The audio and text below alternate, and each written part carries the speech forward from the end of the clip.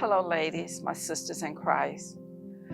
God has blessed me tremendously. Sometimes it's so many blessings, I'm overwhelmed. But most of all, God has allowed me to work 36 years and retire. And in that retirement, you look for, what is it I'm supposed to do? What can I do? You don't want to sit around. And so when I think about how God has empowered me, He allowed me to become part of a theater group.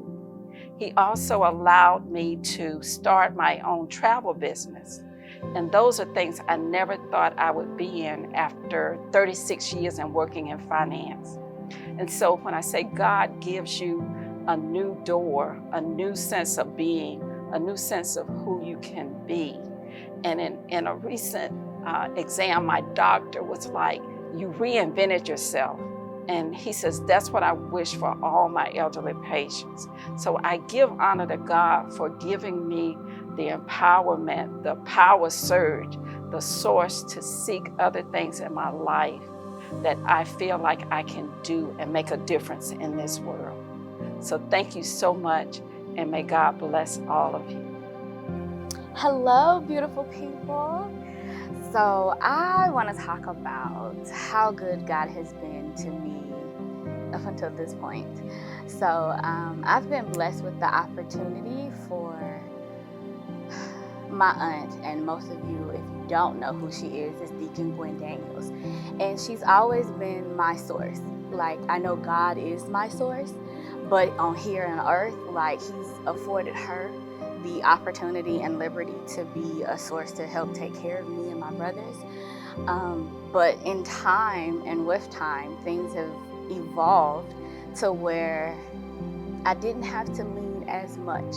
I had the opportunity to truly blossom and come into my own with getting a new house and a new job, and just allowing my main source, which is God, to fuel my aunt to be a resource. So readily available, but I don't have to lean into her as much. And so I'm really grateful for that. And everyone else in my village, because I'm a proud village child, to not just set the example, but to really model like what it is to be in this faith walk and what it is to be responsible in your faith walk, because people kind of forget that part. And so as I continue on this journey, that is what I'm grateful for. So I hope to encourage you all to understand that the main source, your main power source, is the one that allows your other resources to be available to you. So take advantage of them, but be grateful for them. Hi, my name is Sylvia Morris, and I have a testimony to give. Back in 2020, when COVID was raging, I had a bout with angioedema. I had been in and out of the emergency room several times, but one morning I woke up and I showed my daughter, I opened my mouth, my tongue had swollen so bad, I was having a problem breathing. She called my granddaughter, who is a respiratory therapist, and told her, I'm bringing Grandma to you. I'll get the boys, get her to the hospital. So she took me to the hospital out Piedmont Fayette, and they took me in right away into the emergency room. But because of COVID, they wouldn't let her in. She called me and she said, Grandma, I'm gonna run home and get my badge, get my scrubs, and I'll be right back. When she got back, she was able to get in and talk to the doctors. I was in, they had already put the IV in, and she came in and she looked at me and she said, Grandma, they're gonna have to intubate you. I started crying because I knew that meant I had to be on the ventilator. And she kept saying to me, it's gonna be all right, Grandma, it's gonna be all right. I looked in her little face and I thought, I raised you. I know what you're thinking. So they put me under. It was August the 19th of 2020.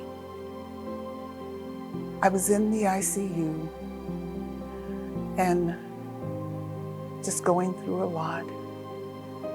And I remember They finally came and shook me and woke me up. I was outside the ICU and I said to the nurse, "What day is it?" She said something like Wednesday or Thursday, I don't remember. I said, "No, what date is it?" I could barely talk. She said, "August the 26th. And I remember thinking, oh my goodness, I just didn't even know I was alive. But they kept me on the outside there, and I needed some help. I remember needing some help. And I couldn't get anybody's attention. I tried to ring the bell, and it wouldn't work. I see people coming by, rushing by, and I wave my hand, and nobody stopped. I started to get down a little bit. But then I thought, and I held my hand up and I said, "God, I won't give up." I said, "I won't give up on you, God, because I know you won't give up on me." And I kept saying, "I won't give up. I won't give up because you won't give up on me."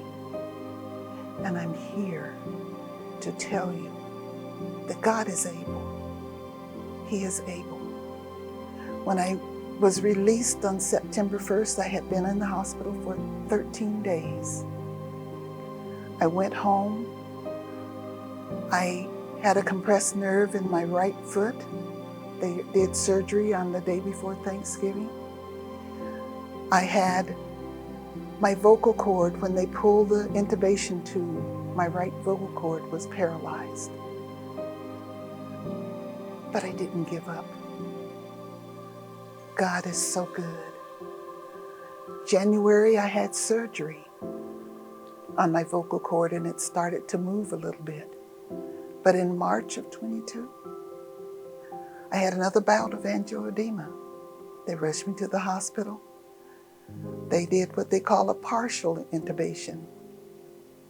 I was in the hospital for 5 days. I came out when they pulled the cord, my vocal cord went back to being paralyzed again. But God is able. I'm here today because we have a God who is able, and He will do what He said He will do.